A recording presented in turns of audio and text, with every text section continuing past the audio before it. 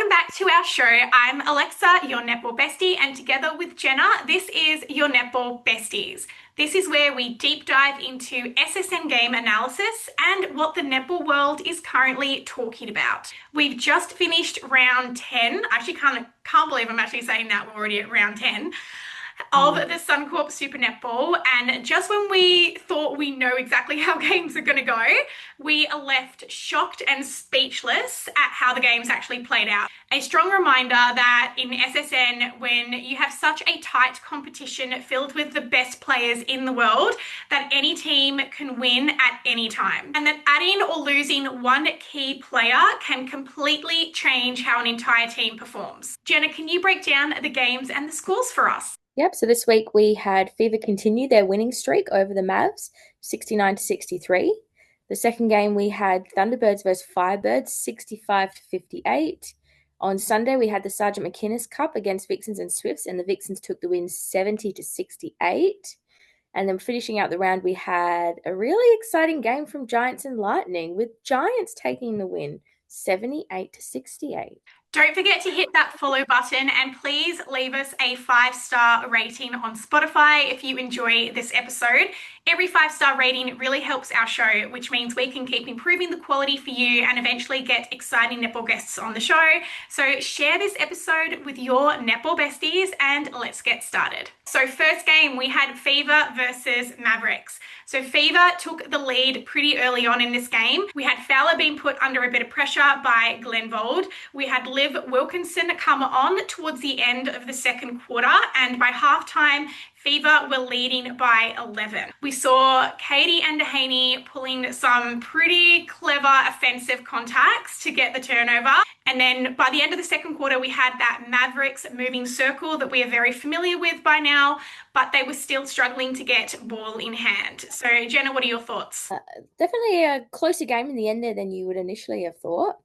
I think coming off of the performance last week of Fever, it definitely felt a lot more quieter from the side. Like there wasn't that same sort of intensity and urgency. So I'm curious whether or not that could be contributed to a bit of like travel fatigue, considering their past 4 out of 5 games have been away games. Nonetheless, they still got the job done. We saw Mavs throwing everything they had at them. There were some times where there was just some silly turnovers on their end that were costing them a lot of ball. By the end of the third quarter, we actually saw the Mavericks had won the quarter by 3 goals, but overall Fever still led by 8 going into the fourth quarter.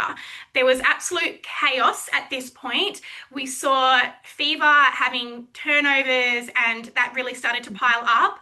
And the Mavs were really starting to smash their super shots and putting Fever in a little bit of panic mode. Fever did take the win in this game, obviously, but in my opinion, they were kind of saved by the bell because the Mavericks had really grabbed momentum here.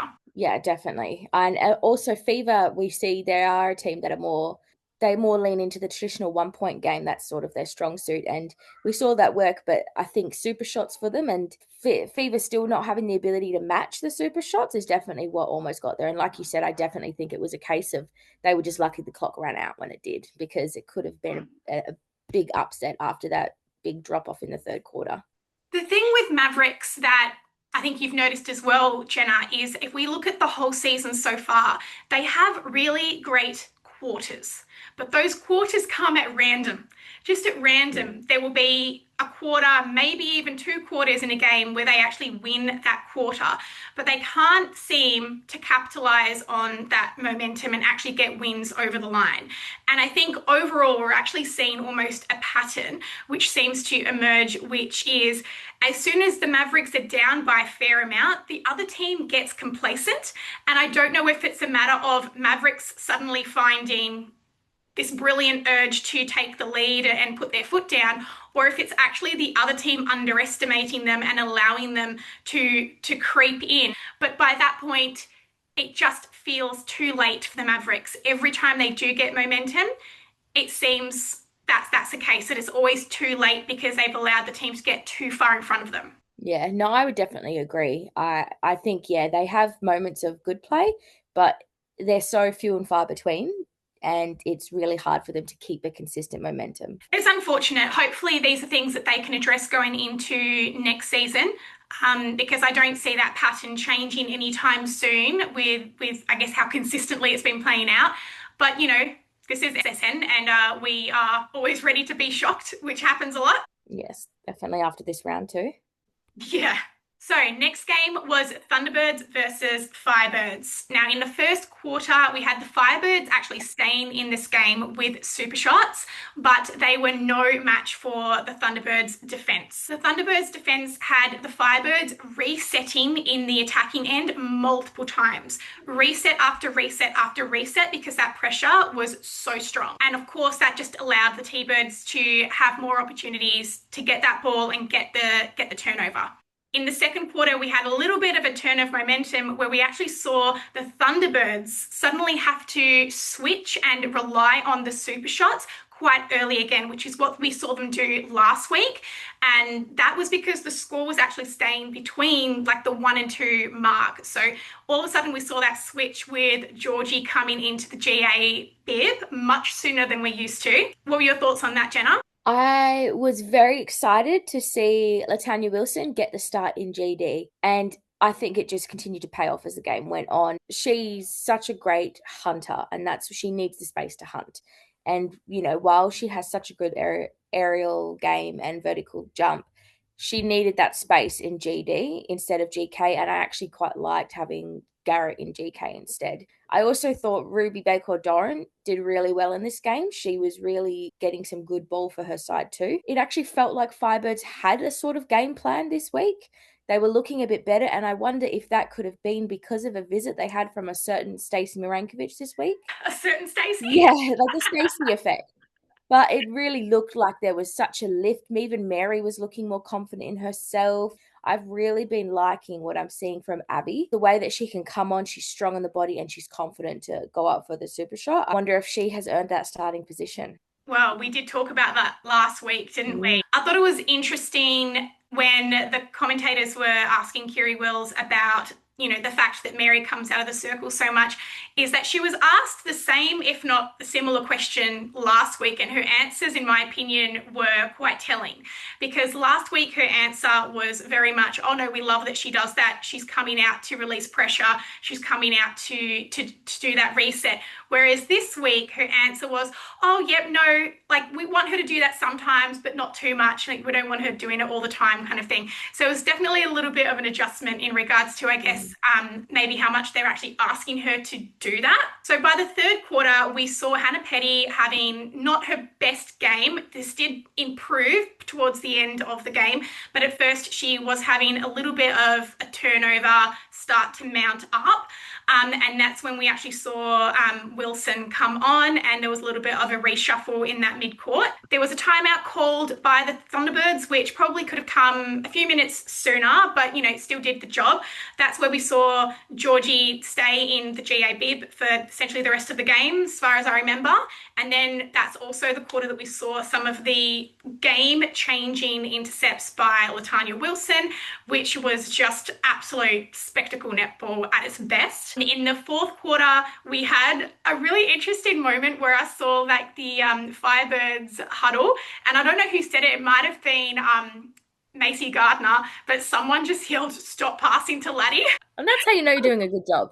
Ideally that's what you want. Don't pass straight to the opposition, but obviously that's not what everyone was doing, but it was just because Latanya was just reading those passes so well, and her timing is just impeccable. So at this point, the T-Birds did manage to finally pull away from the score, and they ended up having a 7-goal win in the end. What were your thoughts on the second half, Jenna? I definitely think the final score didn't reflect how close the game was the whole way through, and the T-Birds got the momentum in the end there, because it was a very close game. It could have been anyone's for a moment there.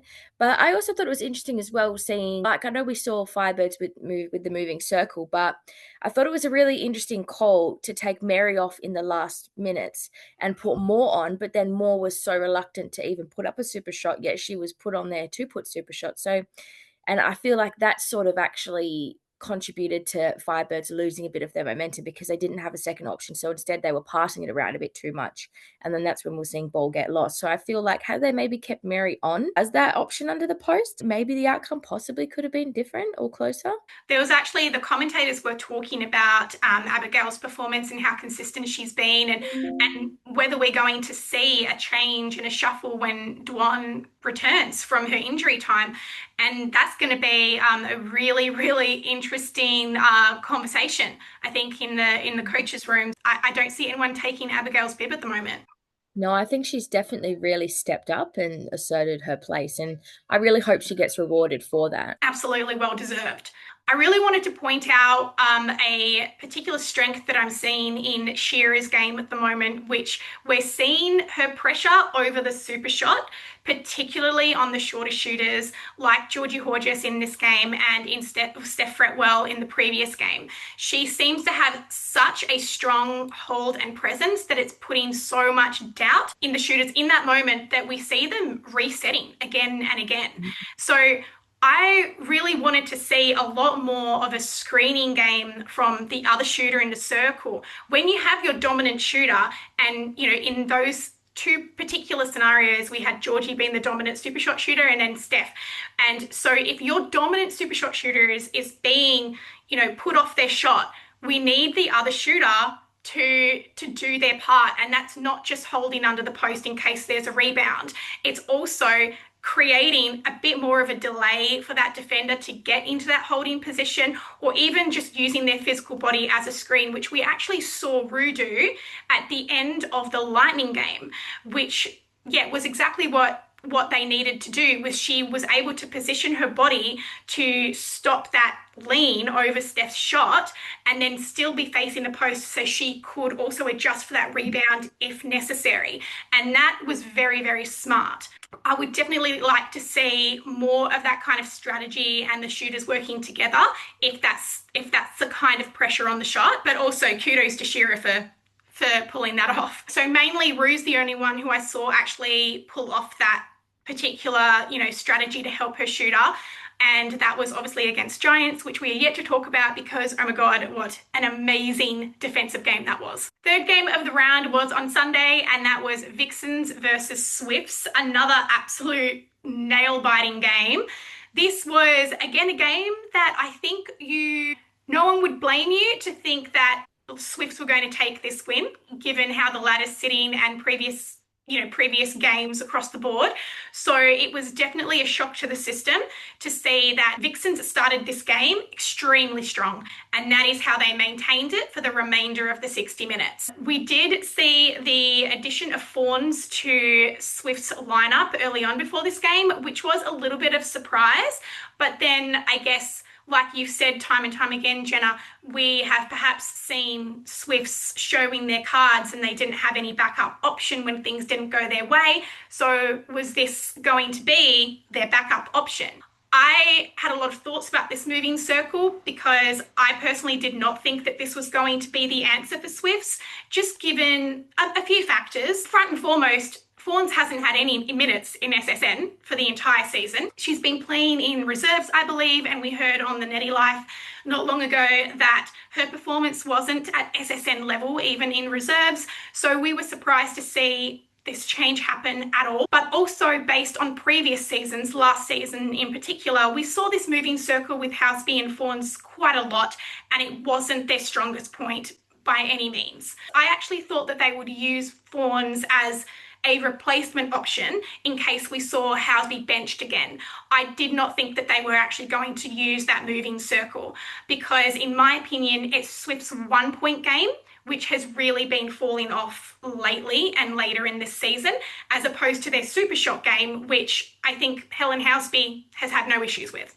No, I would definitely agree with that. I thought the Swift started the game with some really good defensive pressure in the circle. We did see, a little bit of a spook Swift side where a lot of coach killers like breaking or throwing the ball to no one on court and things like that definitely didn't go in their favor. But I think one thing that I really noticed was we saw Vixens turn up finally, and keep that consistency, keep that pressure. And everyone went out and did their job and did the game plan. I think that was just such a big difference this week. You know, Vixens, they were playing with their smarts and they had their strategy.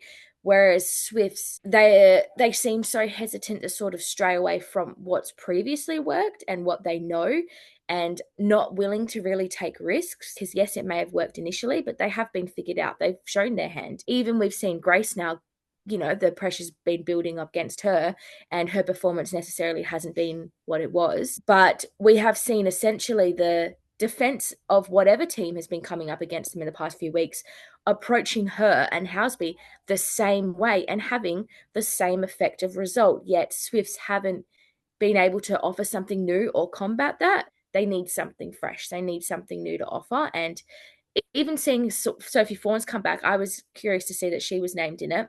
And I thought, okay, you know, maybe, you know, it might help. Also, giving her only a couple minutes in the last of each quarter, I don't think enough time for her to build into the game. I would have liked to see her come on a little bit earlier, maybe instead of sort of tracking her into super shot time, going, all right, get some super shots. Confidence has been something that she has been struggling with this year.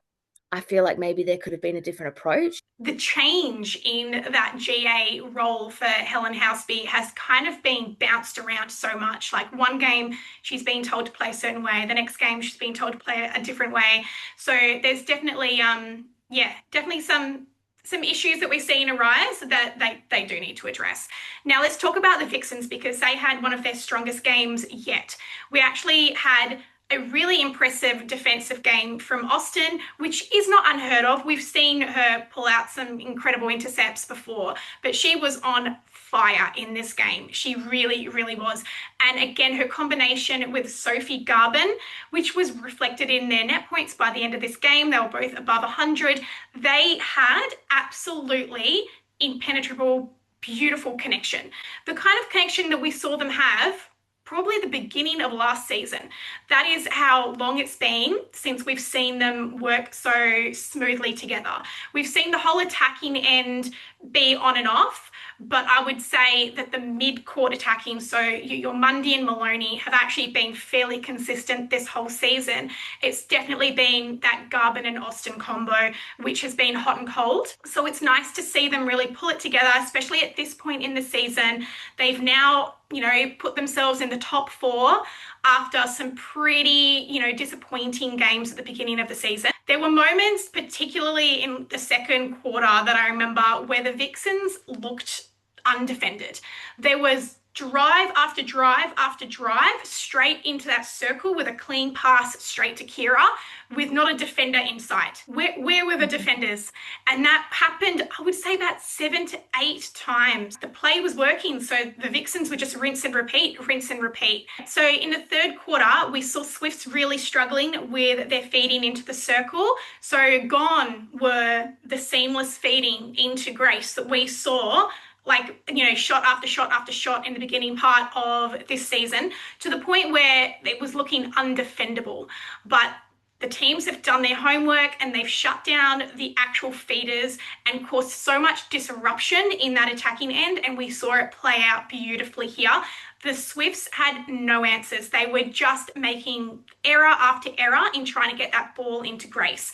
And as you've mentioned before, Jenna, then they have no backup option. If they can't get that feed straight into Grace, then all of a sudden we see this huge stagnation. We also saw the Swifts fail to capitalize on the Vixens' errors, because there were errors. The Vixens did fumble the ball time and time again, but the Swifts just weren't able to capitalize on that and swing momentum back at all, really. We had the Vixens starting the third quarter with a 10-goal lead, and then they started the fourth with an 8-goal lead, thanks to some super shots desperately needed by the Swifts at this point, but they still weren't able to really take a chunk out of that Vixens lead at all. And so they went into the fourth quarter with a lot of desperation at this point. And we saw Houseby taking the super shots as usual, clutch player, and she was Swift's saving grace again. Without her on the court, I really don't think Swifts would be performing the way that they are. I know there's a lot of emphasis on Grace, the new shiny player, that's, in the Swifts lineup, but I think we cannot go past how incredibly valuable Housby is and how time and time again she actually saves them in these kind of games. Because again, I still think that Swift's 1 point game is where they need to improve. She had a total of 8 out of 9 super shots, which is, just a normal day for Helen Housby. Fawns got only 4 out of her 7 attempts. Definitely a lot of drama in the final minutes of this game.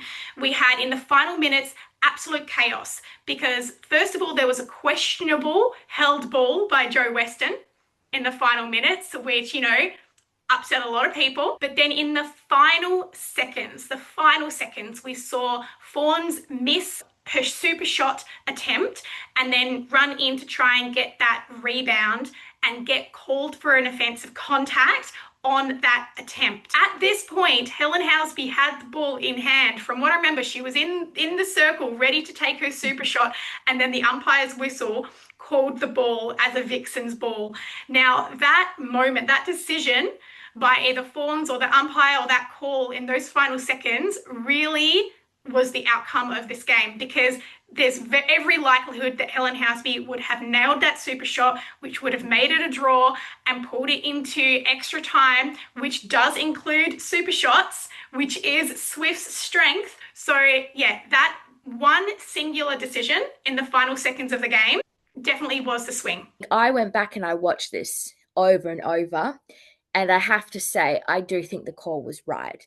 Jo Weston had the jump earlier than Fawns did. She had 2 hands to grab on that ball, and Sophie went in to swat it with 1 hand, which is the ball that Housby caught in position. Well, that's again the superpower that is Helen Housby, especially because if had that been the turnout and Vixens had essentially controlled that game and been in the lead the whole time, and then to lose in the final seconds to super shots by Helen Housby, I mean, that's a tale as old as time. Yes. And we have seen it happen again and again. So that win actually moved the Vixens into 4th position on the ladder, which I'm sure they are over the moon about given the beginning of their season. And I do want to actually give a special mention to Hannah Mundy, one of those consistent players that, doesn't always get the mention, but she played against Shani Lambden, who has been on fire this whole season. She's had a real standout season, one to watch for sure.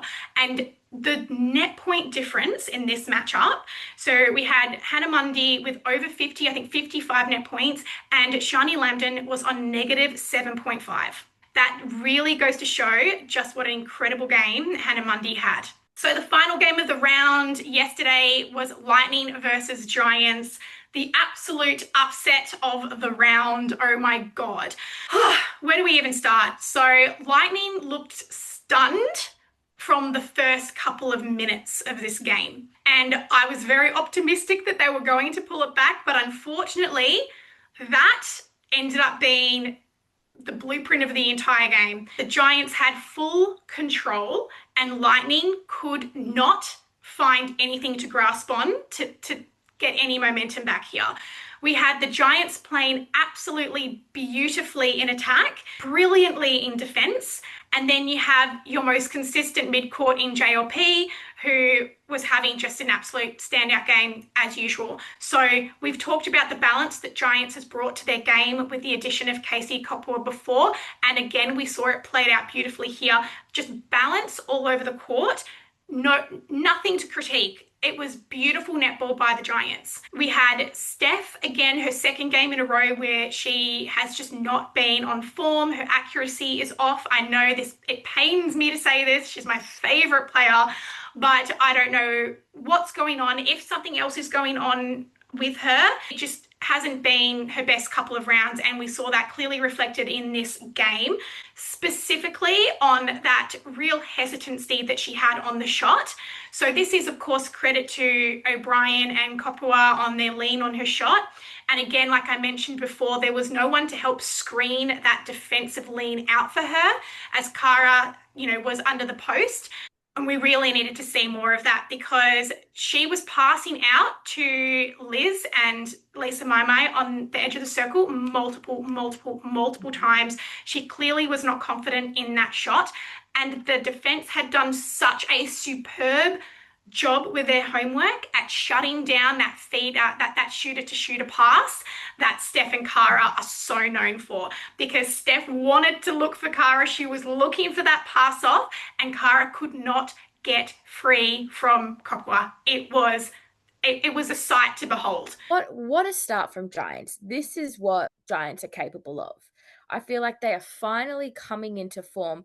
Their defense, the Aaron and Casey defensive combo is just so beautiful to watch. I think it was the first seconds of the game when they had their first deflection. Like the way that they're building, and considering as well, Erin's mainly a GK, that the fact that the past couple rounds she's been playing in GD and just absolutely killing it, I think is such a credit, but impressive game. And like you said, Lightning just they were completely stunned. They just had no options, and it almost just looked completely just effortless in their transition down the court from deflection or intercept down to goal. Harton playing with her smarts, Dwyer having almost her probably her best game this season.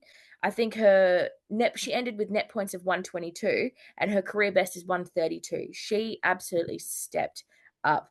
And considering this whole round, we have really seen our diamonds stepping up. Do you think a certain Stacey's also been out there making some phone calls saying, hey guys, just a reminder, you're playing for your spots in diamonds? Surely, surely.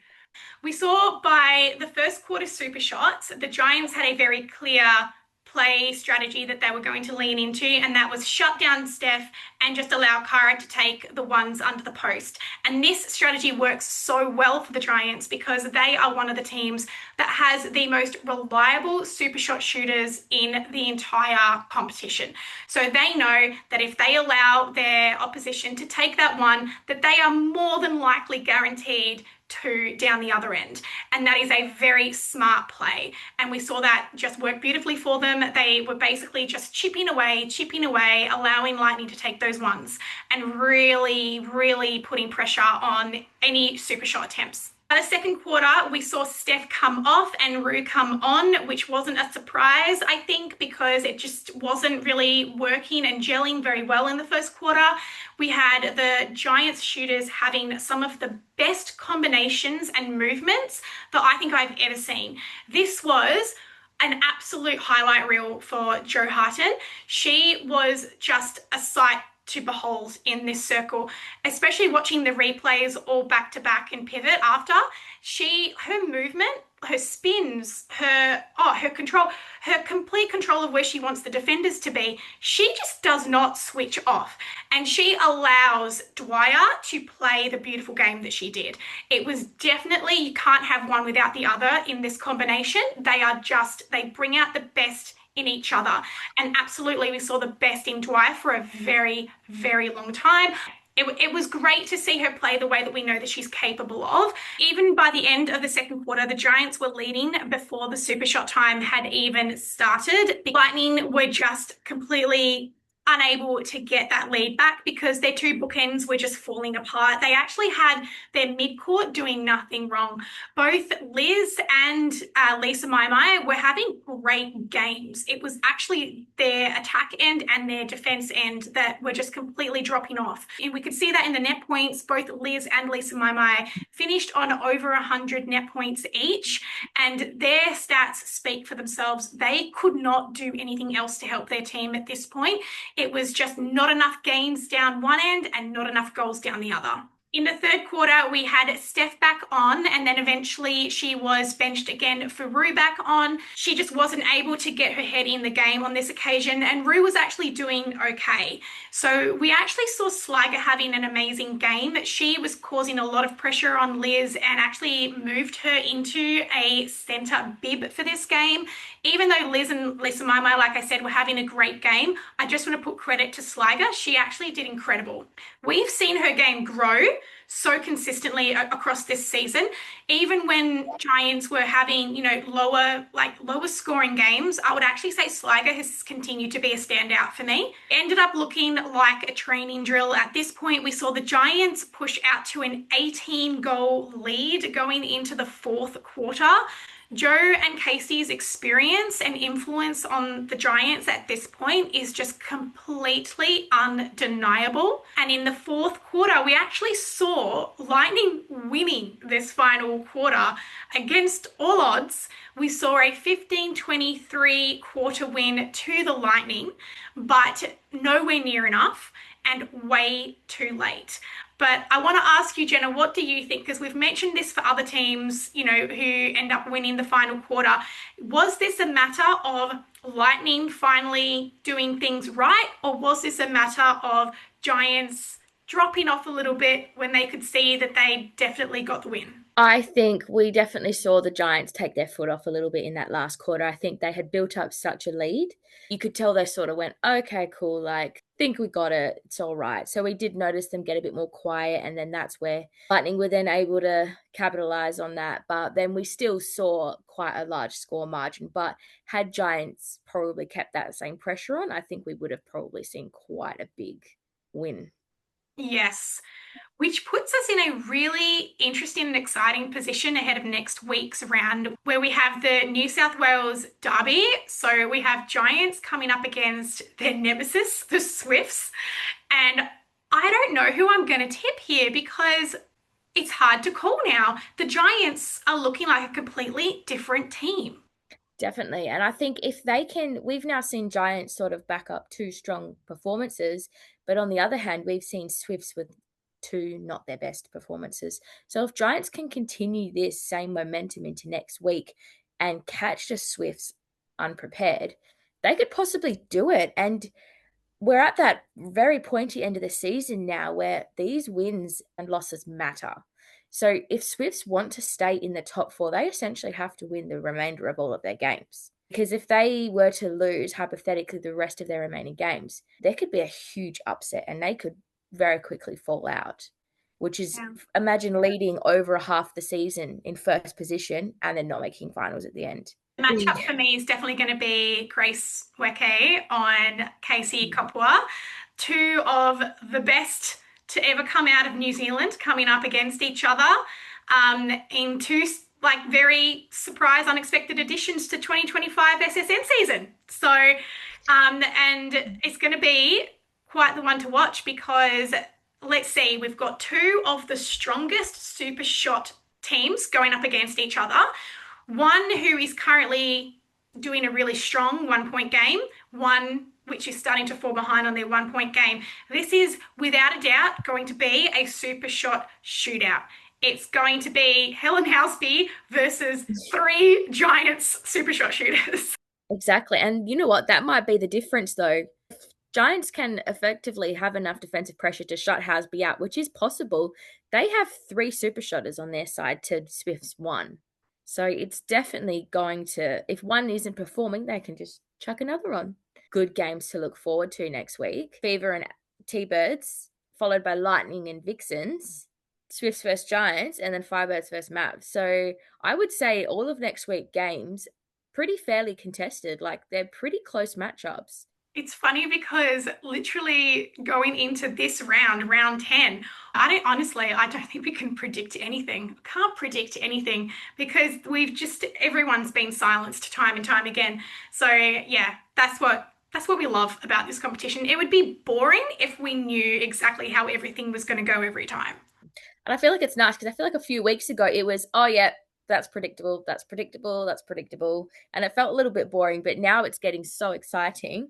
So I'm very much a believer of it's all about the team that shows up on the day. We don't actually have any highlights for you guys this week. It's been a pretty quiet week in the world of netball news from what we've seen. So we just decided to flesh out our game analysis a little bit more for you. Quickly, our player of the round for me, I think no surprises this week, it's Jo Harten. I think she is incredible. She has been unfortunately riddled with injuries in the last season and a half, but I never ever thought that she was going to be retiring anytime soon. She has so much more to give this game, and not only in her smarts and control and leadership on the court, but just in her actual ability. She was moving like an uninjured player in last night's game, and I love that from her.